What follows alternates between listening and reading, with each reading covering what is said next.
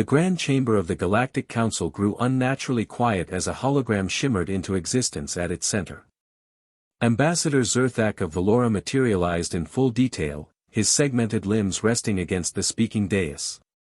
His multi-jointed fingers tapped a steady rhythm, a gesture of calm confidence practiced over centuries of dominance. Honored delegates, he began, his natural clicks and tones translated smoothly into common galactic speech. The human settlement on Arcturus 7 has no more than 6 hours remaining. Perhaps 8, if they retreat underground and delay the inevitable. A low wave of agreement rippled through the chamber. Representatives of 47 species exchanged knowing glances. The Kryn swarm had never failed to eradicate a target. Their biocrafted fleets had swept through star systems, consumed entire populations, and left only drifting debris and silence behind. One voice rose hesitantly. Counselor Thessera, her crystalline body bending ambient light into soft prisms, spoke with concern. Should we not issue another warning? Humanity is still new among us. They may not comprehend what advances toward them. Zerthak emitted a harsh clicking sound that approximated laughter. We warned them 3 cycles ago. Their response? He paused, consulting a datapad. They thanked us for the information. Then their military liaison, an officer named Autumn something, asked whether we wished to gamble on the outcome. Uneasy chuckles echoed through the hall. Typical human bravado, muttered General Cross of the Vendoran Empire. They have possessed faster-than-light travel for barely 20 years. They have never faced real interstellar war. What none of the assembled leaders realized was that Autumn Chun had not been joking. Far away, on the surface of Arcturus 7, Lieutenant Autumn Chun stood at the center of the colony's command hub. Her eyes were locked on a massive tactical projection where hostile contacts multiplied like a spreading disease. The Kryn swarm approached in vast numbers, their living ships twisting through space like a single predatory organism. Time to contact. Autumn asked calmly. 4 hours, 17 minutes, Sergeant Colton Hayes replied from the sensor array. His hands moved swiftly, years of experience evident in every gesture. Council projections indicate complete colony loss within 8 hours. That estimate is based on all recorded defensive encounters. Autumn smiled. Colton felt a chill. He had served beside her long enough to recognize that expression. It meant someone, somewhere, was about to make a catastrophic mistake. Their models reflect how they fight, Autumn said. Shields, plasma exchanges, ritualized fleet actions. She turned toward her small command team. They've never fought us. Colton frowned slightly. Ma'am, we have 1,200 civilians planetside. Maybe 300 with any formal combat training. The swarm fields 40,000 biological combat units. Correct, Autumn replied without hesitation. She summoned a secure file onto the main display, transmitted directly from Earth Command via a narrow beam encrypted channel. Its classification header alone made Colton's stomach tighten. Project Kasaba Howitzer. Lieutenant, Colton said carefully, scrolling through the schematics, these systems are theoretical. They've never been field tested. The radiation output would be lethal to us. Autumn interrupted. Or to an unshielded biological armada evolved for vacuum survival. Understanding struck him all at once.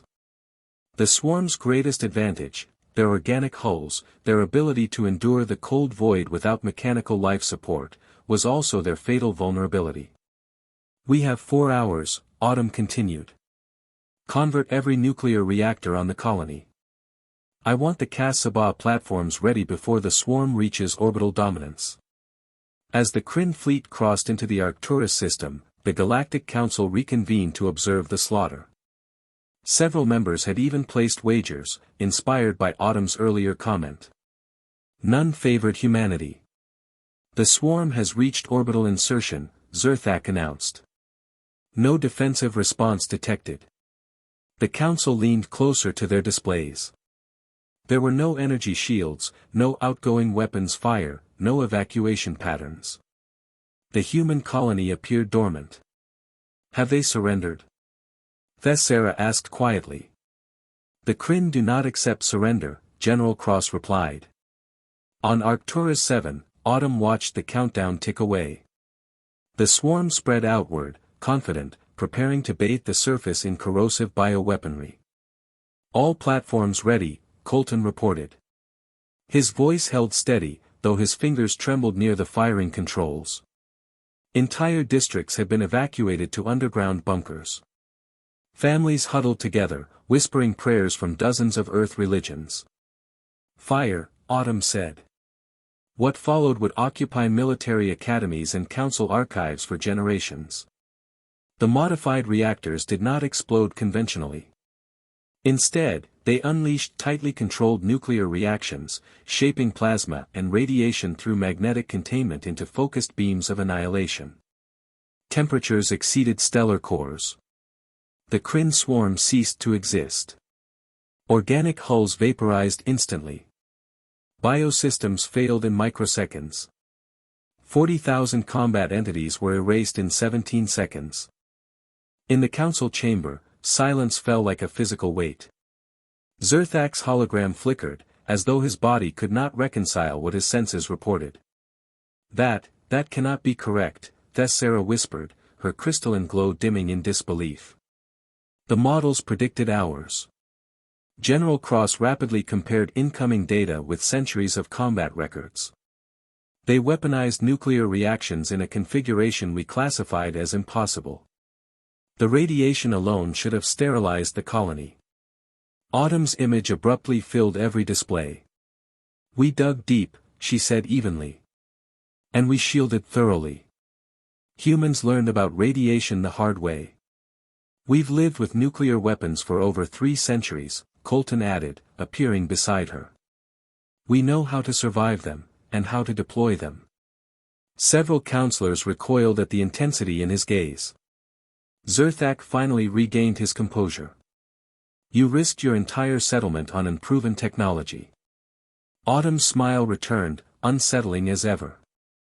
Every weapon is untested until someone uses it. We trusted our engineers.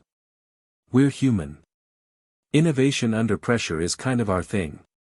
Your projections failed, Colton said respectfully. Because they assumed we fight like you do. With restraint. With ceremony. With concern for optics. He paused. We fight to end the threat. The transmission ended. Back in the command center, Autumn exhaled slowly. Notify Earth Command. Project Kasaba Howitzer is now operational. She glanced at the empty space where the swarm had been. We'll need more reactors. Outside, colonists emerged from shelters to a clear sky. Some laughed. Others wept. Many simply stood in awe. Across the galaxy, strategic databases were rewritten. Threat assessments recalculated. Long-held assumptions erased. Humanity had been spacefaring for barely 20 years. If this was what they could do now, what would they become in 100? The aftermath rippled outward faster than any jump signal.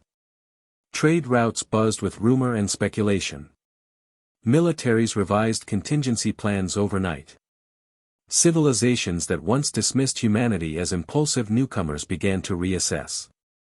The Galactic Council convened again, not to judge, but to understand. Zerthak addressed the chamber without his earlier arrogance. We underestimated them.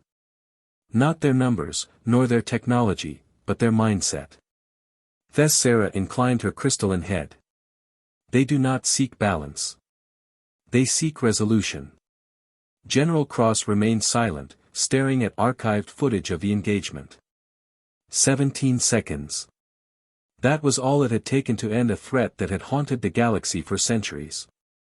On Arcturus 7, life resumed. Repairs began. Children returned to surface habitats.